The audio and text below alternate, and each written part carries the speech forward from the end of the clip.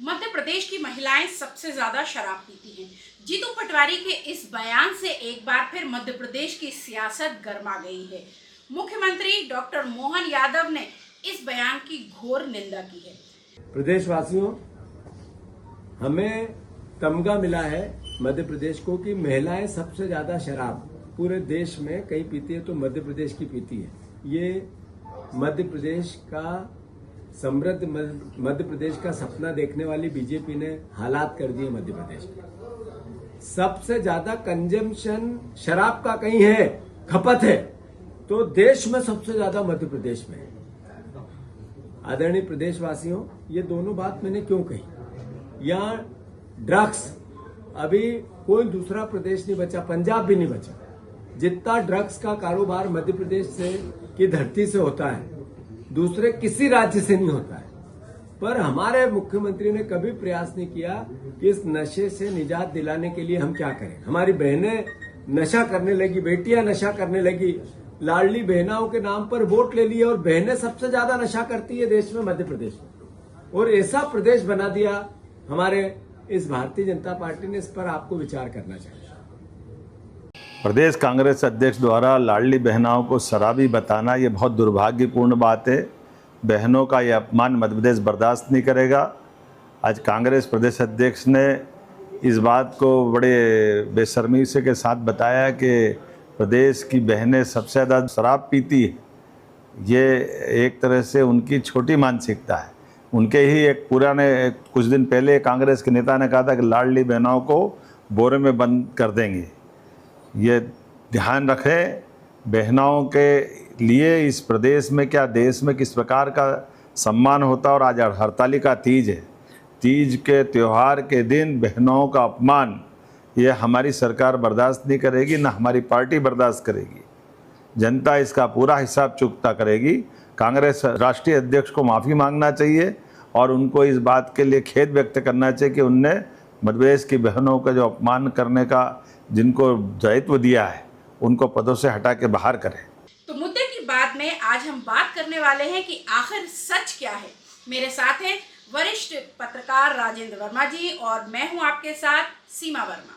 तो बात यही करते हैं कि क्या वाकई मध्य प्रदेश की महिलाएं सबसे ज्यादा शराब पीती हैं? इसके पीछे की पूरी सियासत क्या है और इसका आगे चलकर क्या नतीजा निकल सकता है? तो राजेंद्र जी, सबसे पहले आप बताइए, इस बयान को आप किस तरह से देखते हैं? प्रदेश कांग्रेस के अध्यक्ष जीतू पटवारी ने जो बयान दिया है वो उनका बयान नहीं है। जो एक NFH की रिपोर्ट है, उस रिपोर्ट के मुताबिक देश में सबसे ज़्यादा महिलाएं मध्य प्रदेश में शराब पीती हैं, ये रिपोर्ट ने कहा है। और जीतू पटवारी ने उसी रिपोर्ट का जिक्र करते हुए कहा है कि मध्य प्रदेश में इतनी ज़्यादा अवैध शराब बिकती है कि सबसे ज़्यादा महिलाएं भी शराब पीने लगी। लेकिन उनके इस बयान के बाद बीजेपी हमलावर हो गई है और तत्काल मुख्यमंत्री मोहन यादव ने जो बयान दिया है उसको सीधे सीधे लाडली बहनाओं से जोड़ करके कहा है कि इनका एक घोर अपमान है। तो इसका मतलब है कि अब सियासत में बवाल आ गया है, सियासत गर्मा गई है और ये मुद्दा निश्चित तौर पर जो है बहुत दूर तक जाएगा। तो आपको नहीं लगता कि ये जो NFHS के आंकड़े जीतू पटवारी ने सामने रखे हैं, इसमें अब कांग्रेस खुद घिरती हुई नजर आ रही है? बिल्कुल, उसका कारण क्या है कि बीजेपी के पास जो है एक मीडिया वॉर है, जो सोशल मीडिया पे एक्टिव होता है। सोशल मीडिया पर भी बयान आते हैं, कई बड़े नेता जो है एक्टिव हो जाते हैं। और कांग्रेस की फॉल्ट क्या है कांग्रेस का, कि कांग्रेस सिर्फ जो है कि कांग्रेस का एक नेता बयान देता है, उसी बयान में घिर करके रह जाता है। यही इसमें हुआ कि तीज, आज तीजा है, हरतालिका तीज का अवसर है, यानी उसको तीजा भी कहते हैं बुंदेलखंड में। तो ये महिलाओं का एक बहुत बड़ा जो है व्रत है, त्यौहार है। इस त्यौहार के अवसर पर जो जीतू पटवारी ने बयान दिया है उसको लेकर के जो है महिलाओं में भी कहीं ना कहीं रोष हो जाएगा, उनमें गुस्सा और आक्रोश हो जाएगा। क्योंकि हर महिला तो शराब पीती नहीं है, तो जो महिलाएं शराब नहीं पीती उनमें इस बात को लेकर के नाराजगी हो जाएगी कि ये जो है स्टेटमेंट उस वक्त दिया गया है जिस वक्त जो है नहीं दिया जाना चाहिए। बिल्कुल, आप सही कह रहे हैं कि जो बीजेपी का मैनेजमेंट है वो इस मामले में कांग्रेस से कहीं बेहतर है। क्योंकि कोई भी अगर मुद्दा होता है तो बीजेपी ना सिर्फ उसे कैच करती है बल्कि एक टीम वर्क के साथ आगे बढ़ती है। अगर अब आप देखेंगे तो राष्ट्रीय स्तर पर भी इस बात को लेकर बीजेपी के जो नेता हैं उन्होंने अपनी बयानबाजी शुरू कर दी है। लेकिन अगर कांग्रेस की बात करें तो कांग्रेस में जीतू पटवारी के बयान के बाद किसी भी नेता का मुंह नहीं खुला है और ऐसा लगता है कि जीतू पटवारी अब अकेले पड़ते जा रहे हैं। यही बात है कि बीजेपी में और कांग्रेस में यही अंतर है। कांग्रेस के मुद्दे को बीजेपी उससे बड़ा मुद्दा बना देती है।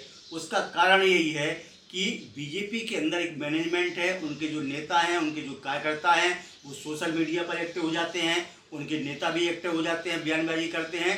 लेकिन कांग्रेस में जो बड़ा लीडर अगर बयान दे दे तो उसके अलावा सारे चुप्पी साथ जाते हैं। उसका रियल कारण क्या है कि कांग्रेस के अंदर जो भितरघात है, अंतरकला है, वो उसका मेन रीजन है। अगर कांग्रेस के लोग सामूहिक और संगठित होकर के इस बयान को आगे बढ़ाएं और सरकार पर ये आक्षेप लगाएं, आरोप लगाएं कि सरकार जो है जगह जगह गांव-गांव तक अवैध शराब बिकाती है, इसके कारण जो है ये महिलाएं भी शराब पीने लगी हैं।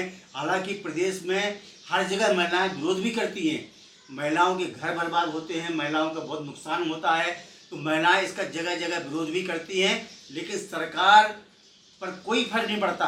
उस वक्त सरकार को लाडली बहना, लाडली लक्ष्मी जैसी कोई बात याद नहीं आप ये आती। जो बात कर रहे हैं लाडली लक्ष्मी की, किस तरह से उन्होंने हरतालिका तीज का जो अवसर था उसको कैप्चर कर लिया, किस तरह से इसे लाडली बहना से जोड़ दिया, तो क्या ये कहना गलत नहीं होगा कि कांग्रेस का जो थिंक टैंक है वो उतना पावरफुल नहीं है जितना बीजेपी का है? बिल्कुल सही बात है। कम से कम प्रदेश में जो है हम देख रहे हैं कि उमंग सिंगार या कांग्रेस के प्रवक्ता, गिने चुने प्रवक्ता और जो है ये जीतू पटवारी ही बोलते हैं। इसके अलावा जो है आप प्रदेश के जैसे विधायक एमएलए हैं, कई जिलों के एमएलए, उनकी कोई बात नहीं निकलती।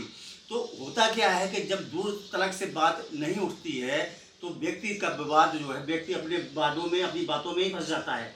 तो यही यहाँ पर भी हो रहा है कि कांग्रेस ने इस बयान को सिर माथे ले लिया है, बीजेपी ने इसको सिर माथे ले लिया। क्षमा चाहता हूँ, बीजेपी ने इस बयान को सिर माथे ले लिया है और निश्चित है कि बीजेपी इस बयान को कांग्रेस के माथे पर ठीकरा फोड़ेगी। यानी कांग्रेस को इस बयान से भारी नुकसान होने की पूरी आशंका है और उसका कारण यही है कि जीतू पटवारी के सपोर्ट में दूसरे नेता नहीं आए हैं और उस मैनेजमेंट से, उस फोर्स के साथ, उस प्रेशर के साथ शायद वो इस बात को नहीं रख पाए। मुझे एक बात और कहनी है कि मुझे लगता है कि जीतू पटवारी को इस अवसर पर इस बयान को नहीं देना चाहिए था, क्योंकि ये उचित समय नहीं था।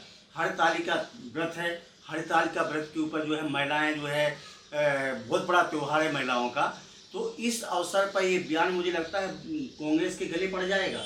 हालांकि कांग्रेस ने जो बात कही है वो आंकड़े के ऊपर बात कही है, इसमें कांग्रेस की बड़ी गलती नहीं है। कांग्रेस ने सिर्फ एनएफएचएस के जो एक रिपोर्ट है उस रिपोर्ट का हवाला दिया है, लेकिन हवाला सही समय पर नहीं दिया गया, इसलिए ठीकरा जो है कांग्रेस पे टूटने वाला है। हालांकि जीतू पटवारी ने सिर्फ महिलाओं के शराब पीने की बात नहीं की थी, उन्होंने कुपोषण की भी बात की थी, रोजगार की भी बात की थी, लेकिन क्योंकि ये अवसर ऐसा था तो सिर्फ महिलाओं की बात को कैच कर लिया गया और बीजेपी की तरफ से, हर तरफ से इसकी निंदा हो रही है। महिला नेत्री भी सामने आ रही हैं और एक बार फिर वो कांग्रेस की मानसिकता पर सवाल उठा रही हैं। तो कुल मिलाकर हंगामा होना तय है, सियासत एक बार फिर इससे गर्मा गई है। अब देखते हैं कि आगे चलकर ये बयानबाजी किस तरफ जाएगी और कांग्रेस को इसका कितना खमियाजा उठाना पड़ेगा। तो आप देखते रहिए बुंदेली बतौले और मैं आपके साथ हूँ सीमा वर्मा और मेरे साथ हैं राजेंद्र वर्मा।